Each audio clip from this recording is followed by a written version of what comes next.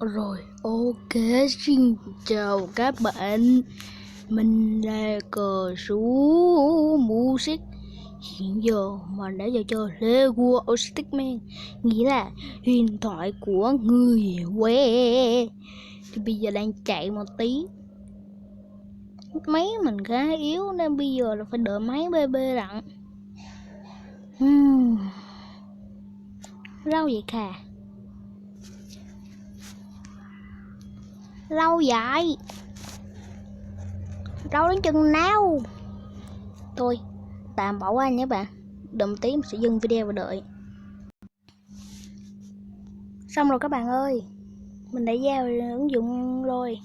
Sau khi đợi một hồi. Ôi trời ơi, cuối cùng cũng vô được. Ôi trời ơi. Chọn chiến trường. Wow. Xong nay nhìn mát đẹp phải. Wow. Nhìn ngầu phải cất. Dạng ngứa lưng. Bật lo đã. Ủa xong thấy lo đâu hết.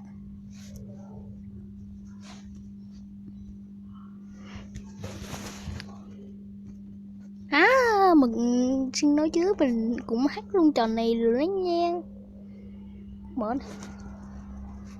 Mở coi, mở nha, mở tiếng coi. Không có nghe tiếng gì hết trơn à. Fuck you. Tèo hết cả đám luôn. Ha. Bùm. Quay vòng vòng, xoay vòng vòng. Đập chết mày luôn. Hé.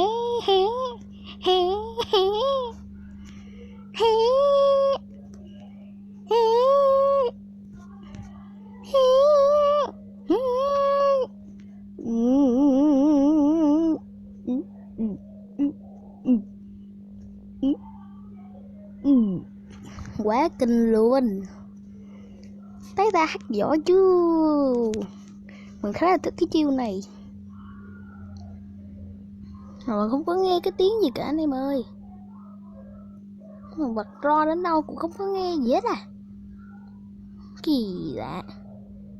Chứ cũng kệ. Hình cũng đẹp. Có gì không? Chuyển gì đâu. Nhưng nhìn hình cũng ngầu thiệt. Vô avatar này. Raven. Bùa luôn. Kinh chưa? Mua hết luôn. Tử Long. Thôi lên thôi này vô chỗ thùng này bấm cho lẹ vậy. Nó ông già Noel được sát nè. Busker. Mình không biết, mình chưa bao giờ dùng sát. Mình có dùng điện thoại, mình cứ chơi cái đó trong trò này trong điện thoại ba mình. Thì mình không có thấy thằng sát với ông già Noel. Kỳ. Chắc mình chơi phiên bản cũ rồi. Bây giờ mình thấy nó đẹp hơn trước rồi nè. Nó cũng không thấy gì thay đổi cả. Không thấy méo gì thay đổi. Trời ơi. Trời này tối đen như mực hả trời. Có vụ này không ta? Tiên su. Hồi nãy mẹ mình đang coi quảng cáo ở dưới mà nghe cái tiếng tiên su mà hát theo luôn. Giờ mình sẽ thử ông già Noel và thằng sát. Mình sẽ thử nha. Nó mạnh ở đâu. Mình cũng có đạo sĩ samurai đồ rồi anh em. Nó kêu mua nè. Nhưng mình có thôi, chơi gì nữa. Còn đây. Chọn tài khoản thu đi vo. Cái tên nick cũ của mình á. Login fail hoài vậy. Trời ơi mà không biết làm sao để có tiếng luôn á mấy bạn. Tạm phải im vậy thôi. Dựa cam bay. Normal. Mình sẽ tử thằng sát nha. Ui sợ cái hình nhỏ xíu vậy. Thiệt luôn á. Ông già Noel và tiền sát. Hai thằng level 1. Nhìn cái hình cũng đẹp hơn trước hẳn. Giờ mình sẽ tử nha. Trời ơi sao BD vậy. Sao những BD vậy. Thiệt luôn á. Những BD thì ui dồi. Luffy anh em. Luffy. Thằng này Luffy rồi. Thằng này Luffy rồi. Đây dựa theo Luffy nè. Chắc người dân này thích Luffy lắm. Trời ơi coi tay Zomba. Mình không phải fan của Luffy nhưng mình biết đây là hình dạng của Luffy. Ôi giời ơi. Má cái xích. đấm bết luôn nè. Nhưng mà đánh chơi hơi khó, chơi với nó hơi khó, nên mình sẽ chơi ông già Noel đi. Ok.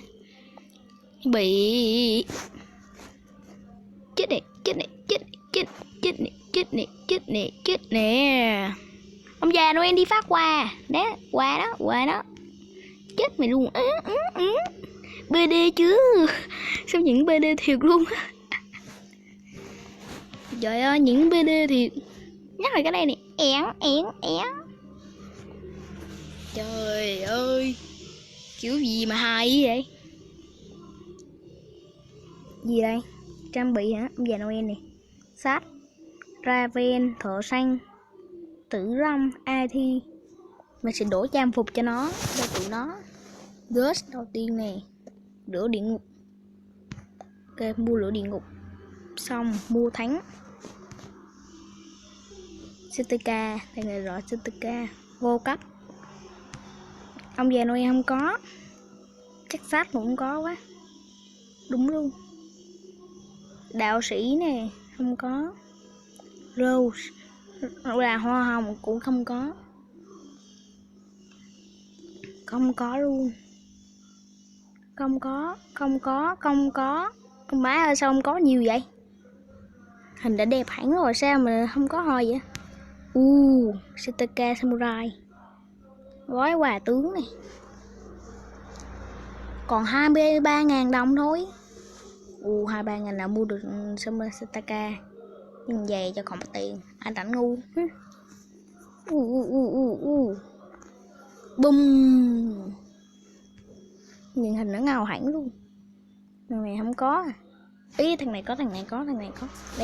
Đây có. Mà không biết luôn á. Ui giời ơi, mình lần đầu thấy luôn á. Lần này thấy cáo hình dạng cha Min vậy. Gì lạ vậy? Raven nè. Thợ săn. Tử long thành CTK tử long. Friday thành Christmas. Là dàn theo chung già Noel nè.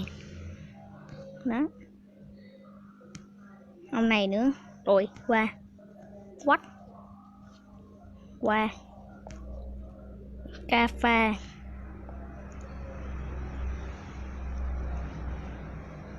Trời ơi, bấm cũng khó. Xong hết rồi ạ. Vậy là mình đổ trang phục hết trơn rồi. Rồi vô channel G, mô thức vô tặng nè. Hình nó cho vô á. Trời ơi, nó có trò đâu. Đấu trường mình sẽ vô một cái kênh khác thử xem. Cũng fail hồi vậy. Fail gì nó fail dừa rồi chứ. Bố ơi, chơi không nổi nữa. Còn không cho hai thằng này nữa.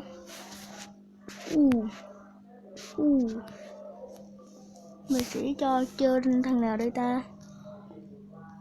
Đầu tiên là thổ tranh nè, tử long nè, Raven nè. Đủ đội hình nữa. Mình thấy khá là thích hành đó vì nhìn nó ngầu. Rồi ok chơi.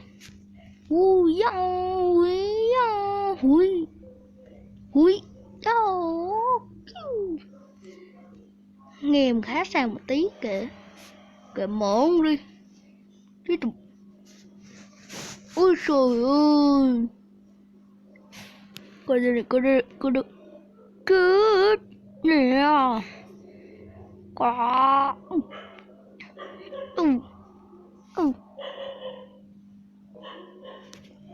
Cứ nè.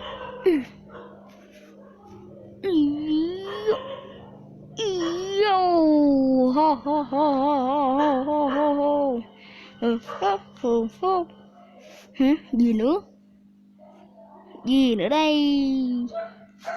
Trang bị 5 cấp rồi. 5 cấp thì cái đáng gì? Không thích.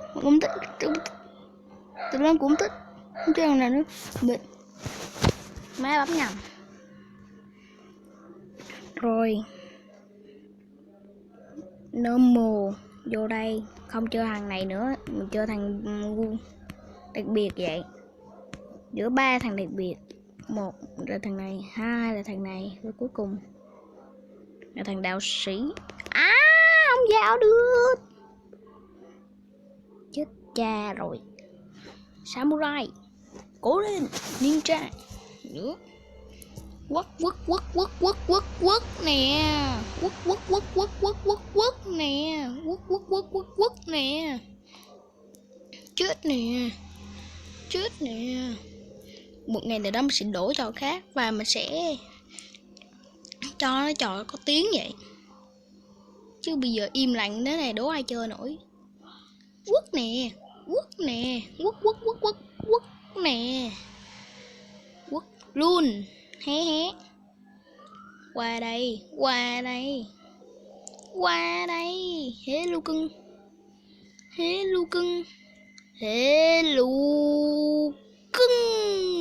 Đó. Rất là ngầu luôn. Hai thằng mặc áo nhìn ngầu thiệt. Oh wow. Đèn. Một yes. Quất hết cả đống nè. Bùm. Chết hết cả đám luôn. Chết luôn đi. Chết nè. Đánh nó cái đã luôn. Con này có một chiêu đánh nó cái đã rồi vậy. Đó. Trời ơi, cái đám thằng nhân bản luôn. Xuyên ninja mà. Ninja nè. Há. Biến mất rồi. Trời ơi. Mình nói khá nhỏ tí. Trong game đã cung cấp rất nhiều hero để các bạn chiến đấu. Hãy đến thử các siêu hero nào. Chọn hero. Chọn bản demo. Rồi, chọn bản demo rồi sao? Demo hả? Dùng thằng BM rồi xem. Ha, chắc chắn nó định kêu mình thằng BM chứ gì. BM à, đừng chơi với bố. Ý, dồ. Đánh luôn. Shoot. Dao. Chết nè. Quất luôn. Giờ không có quái nào mà không có cả. Nhưng chỉ buồn là nó không đăng nhập được để mình chơi. Ui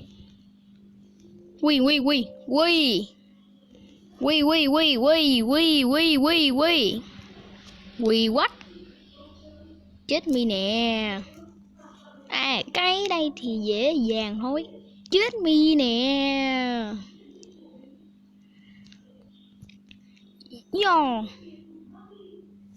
Gì nữa đấy? Cái mình về hỏi gì ta? Những trang bị này chưa đủ để tăng sức mạnh cho bạn. Phải 5 cấp. 5 cấp gì nữa? Kỹ năng hả? Má tôi giờ mới biết luôn á.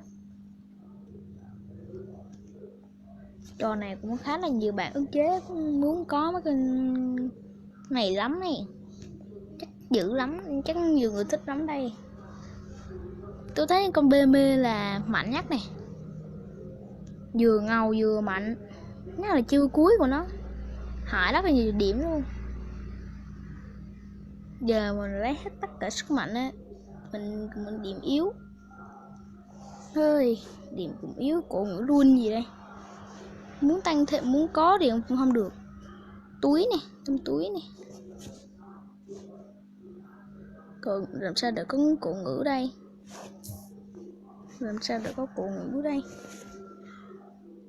Sổ số này. Trời luôn. Sợ có đám gì. Vé vực thẳm ư? Trời là có cái. Vinad làm sao? Không rủ game. Cái gì tôi chưa bao giờ nghe luôn á. Mình nhớ hát cái gì lạ vậy ta? Bây giờ cũng đến lúc nghỉ video rồi. Các bạn hãy nhớ like, share và subscribe để mình có thêm động lực để làm thêm những video mới. Bye bye các bạn. Má đã bấm lầm.